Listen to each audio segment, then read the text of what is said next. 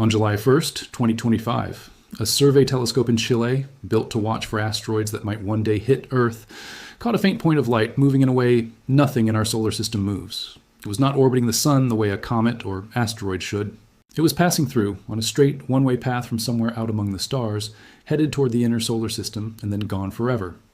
Astronomers gave it a strange, almost bureaucratic name, 3I/Atlas, and within days, it became only the third object in recorded human history confirmed to have arrived from outside our solar system entirely.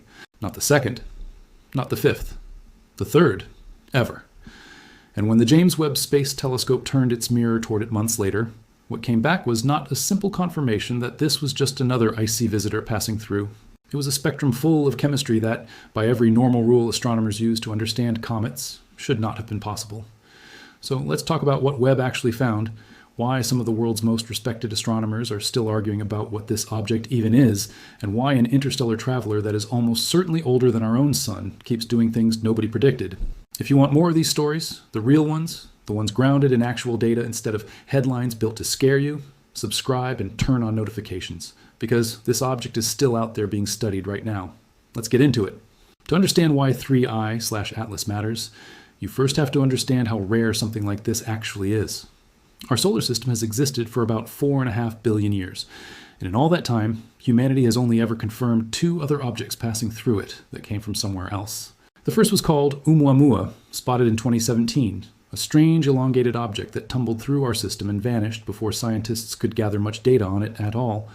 The second was Borisov, discovered in 2019, a more typical-looking comet that at least gave researchers a longer window to study. Both of those encounters lasted weeks before the objects were gone. And then, 8 years after the first one, 3I/Atlas showed up, moving on a hyperbolic trajectory, meaning its path is not a closed loop like a planet's orbit. It is an open curve. It came from outside. It is swinging past the sun once, and it will leave our solar system and never return. This is a visitor in the truest sense of the word, and this time, astronomers had a head start. Multiple telescopes coordinated observations for months, watching it approach, swing past the sun, and begin its long journey back out into the dark. The first major surprise came almost immediately. Before anyone even understood what they were looking at chemically, they had to figure out how big this thing actually was, and that turned out to be far harder than expected. Early estimates using the Hubble Space Telescope suggested a nucleus somewhere around 11 kilometers across, roughly the size of a small city.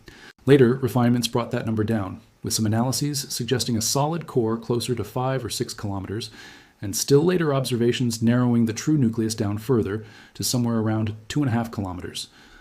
Once researchers found ways to separate the solid body from the bright haze of gas and dust surrounding it. That kind of back and forth might sound like scientists simply not knowing what they are doing, but it actually reflects something specific about this object. It is wrapped in an unusually thick, unusually active cloud of gas called a coma that makes it extremely difficult to see exactly where the solid nucleus ends and the surrounding haze begins.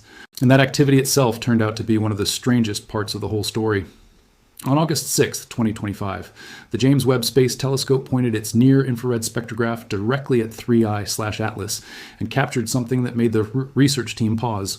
Comets, as a rule, are mostly water ice. When a normal comet from our own solar system swings close to the sun and starts to heat up, the ice sublimates, turning directly from solid to gas, and that gas is overwhelmingly water vapor, mixed with smaller amounts of other frozen compounds. That is simply how comets in our neighborhood behave, because that is the chemistry they formed from billions of years ago, out of the same disk of material that built the sun and the planets. But when Webb analyzed the light coming from 3I/Atlas, the numbers did not match that pattern at all. The comet was releasing an enormous amount of carbon dioxide, far more than water, in a ratio researchers described as one of the most extreme ever measured in any comet observed by humans. According to the team's analysis, carbon dioxide made up roughly 87% of the detected gas by mass, with carbon monoxide making up around 9%, and water trailing behind it only about 4%. For context, a typical solar system comet at a similar distance from the sun would be releasing mostly water vapor, not carbon dioxide. This was backwards, and the mass loss rate made it even stranger. Webb's data indicated the comet was shedding somewhere around 150 kilograms of material every single second, propelled outward by escaping gas at speeds of several hundred meters per second, numbers researchers noted were many times more extreme than a typical comet would produce at the same distance from the sun. Why would an object be built this way? The leading explanation researchers have proposed is also one of the most fascinating parts of the story.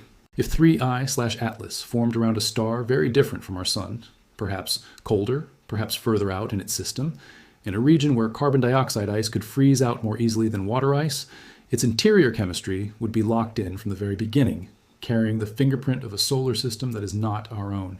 And that leads directly into the second major finding that made headlines throughout the astronomy world. Based on models of its trajectory and the population of stars it likely originated among, researchers estimated 3I/Atlas could be extraordinarily old, potentially around 7 billion years, meaning the ice inside this object may have formed before our own sun and solar system even existed. Sit with that for a second. The material currently boiling off the surface of this comet as sunlight strikes it may be older than Earth, older than our oceans, older than every version of life this planet has ever produced. It has been drifting through interstellar space for that entire span of time, frozen and inert, until it wandered close enough to our sun for the first time to feel real heat again. Now here is where the debate gets genuinely heated among professional astronomers, not manufactured drama, but a real disagreement playing out in published papers and public statements. A team, led by Harvard astronomer Avi Loeb, has repeatedly argued that several properties of 3I/Atlas are difficult to explain with a simple, natural comet model. Loeb has pointed to the object's apparent mass, calculated in part from how little its trajectory was pushed off course by the outgassing that should, according to the laws of momentum, nudge a lighter object noticeably.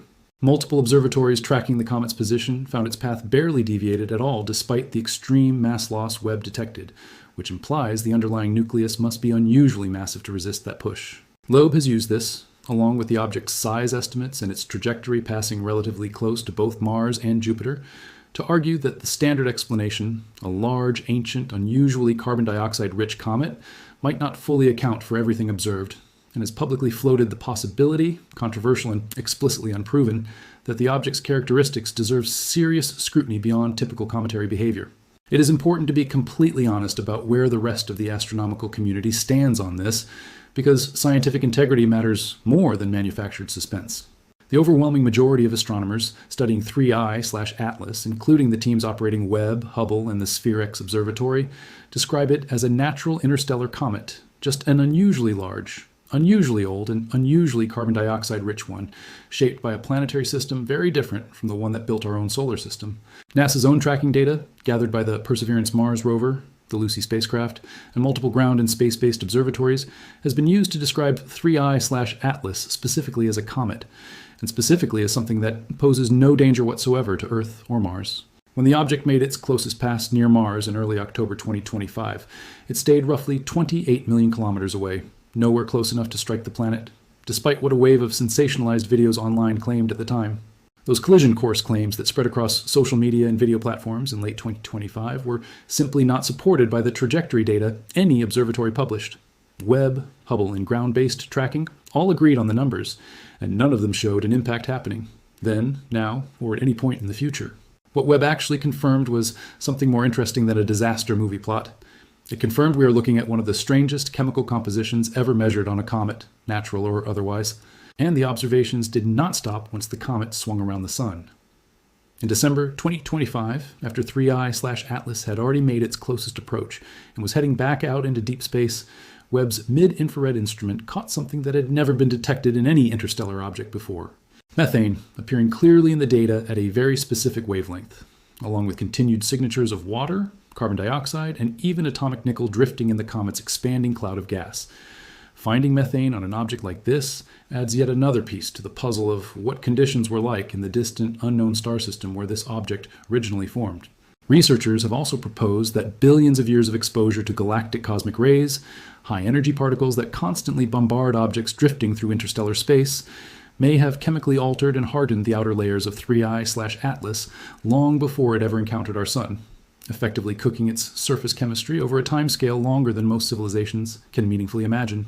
So where does that leave the story of 3I/Atlas today, in the middle of 2026, as it continues its journey away from our solar system and back out into the interstellar dark, never to return? It leaves us with a natural object, almost certainly, that is nevertheless one of the strangest things ever measured up close by human instruments. An ancient wanderer, potentially older than the sun that is currently warming it for the first and only time in its existence. A comet, whose internal chemistry is so different from anything native to our solar system that it is forcing scientists to rethink assumptions about how common objects like this actually are and what kinds of planetary systems might produce them. A mass so resistant to the forces acting on it that it has sparked a genuine, ongoing, still unresolved argument among some of the top minds in the field about whether our simplest explanations fully capture what we are looking at. And underneath all of that, a reminder of just how much is still moving through the dark spaces between stars, mostly unseen, only occasionally wandering close enough for us to notice, measure, and wonder about before it disappears again for what will likely be the rest of human history. We did not need a fake collision with Mars to make this story worth telling. The real one, an interstellar traveler older than our sun, built from a chemistry no comet in our own solar system shares, still sparking genuine scientific disagreement about what it truly is, was already strange enough on its own. If you want to keep following what Webb and other telescopes find as 3i/Atlas continues its journey out of our solar system, subscribe, because this story is not over yet.